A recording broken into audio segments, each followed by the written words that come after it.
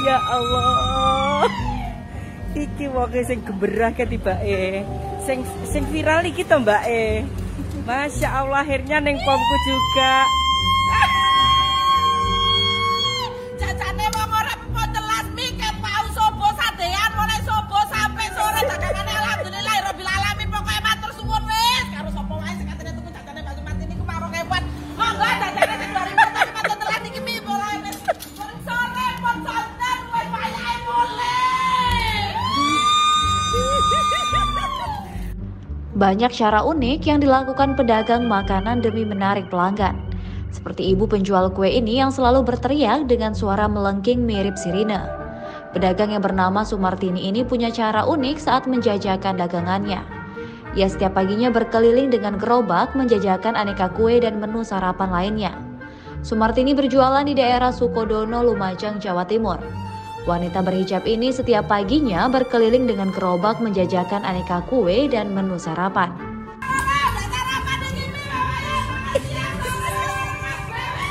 Ya Allah, iki wonge sing gemerah ketibake, sing viral iki to Mbak Masya Allah, akhirnya neng pomku juga. Jajane wong ora telas mikir pau sobo sadean mulai sobo sampai sore dagangane alhamdulillah rabbil alamin pokoke matur suwun wis karo sapa wae sing katene tuku jajane Mbak Sumarti niku marung hebat. Monggo jajane sing 2000 tapi matur telas iki mi mulai wis sore pon santen kowe wayahe mulai. Pak Kaji keko.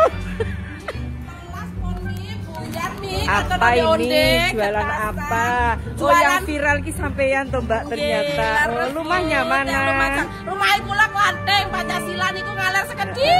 Coba. Yang pemeriki sedoyo Teriak yang panjang, teriak yang panjang. Sarapan, saniki mboten sarapan soalnya wis matur sore nggih jajan wong urip. Sego jagung, ketan koro, ketan bobo, klepon, lantah buki, nyetel, lampe, sondonde, getasan, sego cengarung, sego ngeler, pokoknya sembarang kalian nasi itu mau terbang 6.000, jajanan 2.000-an, 10.000 dapat.